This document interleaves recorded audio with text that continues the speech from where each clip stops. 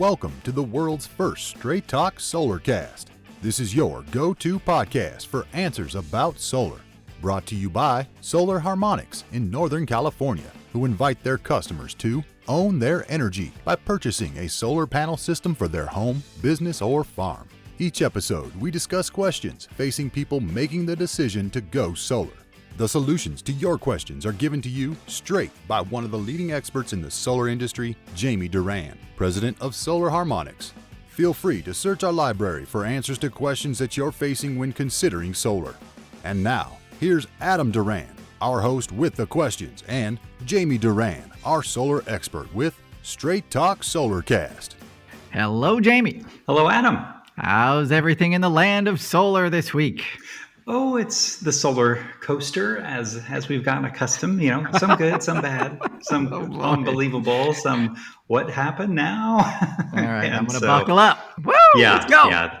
Well, there's, the solar companies really, even though lots of them are worldwide and they send their products all over the world, it appears that California kind of controls their outcomes. So really, lots of companies are announcing their earnings for 2023, and a lot of the big companies are being severely affected by the NEM 3.0. So meaning the 80% reduction in new solar means that people are not ordering new solar panels and new inverters and new things that are supposed to, warranted for 25 years. And so if they're working, that means there's no new business for these manufacturers. So there's been some crushing blows if they were publicly traded.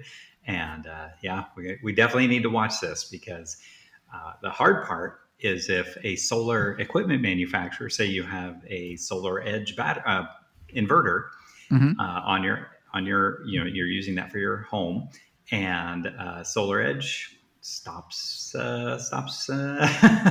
being around, and then you need a replacement inverter sometime in that 25 years, which I 100% guarantee that will happen.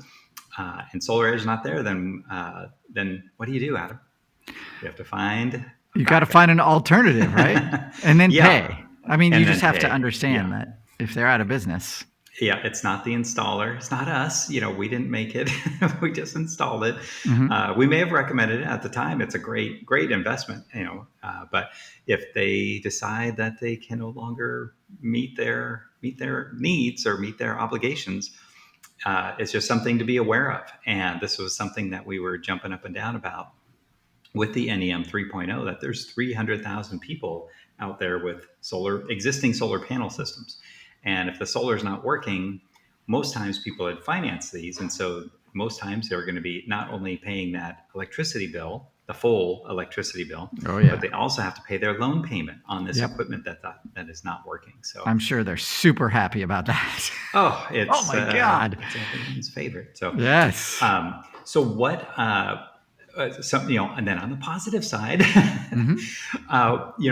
we don't take any advertisements or paid placements, anything like that for this podcast. So everything is objective. And so I really haven't recommended Tesla for much, but because they're very spread out. But the new Powerwall 3 is coming out, and that's Tesla's new battery. Okay. And it's a bit of a game changer, because what it is, in addition to being a backup battery, it also has an integrated inverter, meaning that if the power goes out, this inverter takes over and it can supply power to the storage that's inside the battery. And then that storage provides power to the home. And what the innovation, the batteries have been around for a long, long time.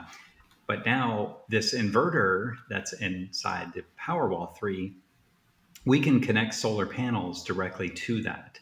So when I was mentioning the Solar Edge inverter, if that goes down, then potentially you could replace it with a Powerwall 3, and you're getting two pieces of equipment in one. Does that make sense? Yeah, of course. Yeah. So that's a pretty good innovation. We still have to install rapid shutdown meaning that there's devices that still need to be installed on the roof. And so it's certainly better on new installations, and it'll save money because, we won't have in Solar Edge case, you have to install power optimizers that make each panel independent, and install the inverter and the disconnect and the cellular monitor, and the Tesla Powerwall gets rid of most of that.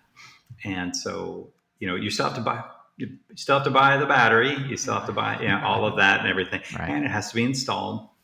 We still need a permit and all that kind of stuff, but we're essentially eliminating one piece of equipment. And as far as companies being in business, it does appear Tesla, they're pretty diversified, and so especially if they get into the artificial intelligence space and robotics and things, which it looks like, potentially they will be around to support their products. So you had a question. Go ahead. No, you answered it. No problem. Oh, what was it? So it's an all-in-one product. So it sounds like, but it's going to add more features, but also obviously be more expensive because it's going to include battery. Exactly. Yeah, it'll be more expensive, but overall, if you're doing a new system, it will be kind of a better option than just doing an inverter, because with the net energy metering 3.0, the excess power that would normally go back to the utility can now be stored into the Powerwall. And they have a really good app actually that you can self-manage how much power you want to deliver to your home. So if you want 80% of it available for nighttime use, you can do that. And if the storm is coming, Ma, we need to batten down the hatches, you can set it for 100% backup power. So if you do lose power, you can have power available. And that's kind of another amazing feature, is that right now, with most batteries, they store anywhere from 10 to 14 kilowatt hours, which is okay. But the downside is that it can only deliver 5 kilowatts of output. So meaning it's enough to power TV, lights, internet, and one refrigerator, as long as you're not opening and closing it, so the compressor's not starting all the time. Okay. And then that'll last 8 to 12 hours. Then the sun comes up and it starts, in theory, starts charging the battery again. Well, the Powerwall 3 can let you do whole home. So you can run the air conditioning, you can run a furnace, you can charge your electric vehicle. It won't last that long because you still only have 13 and a half, 14 kilowatt hours. But if some people have, those breathing machines and they need to run them at night, or all kinds of things that people need electricity for, that previously, we were always saying, keep it off the battery because we just need the battery for essentials. But now Powerwall 3, it can deliver a lot more power.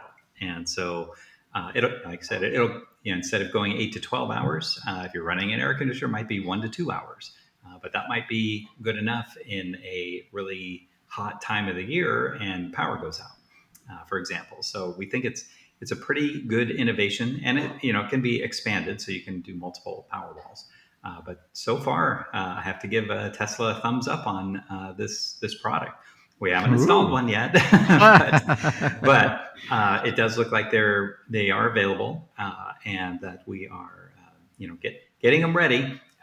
And we're, in our current proposals, we're sending them out with the Powerwall 3, and giving people an option if they want to go in that direction. But it is, like I said, very interesting, very nice that somebody is coming up with something to mitigate this NEM 3.0. Some good news. I like it.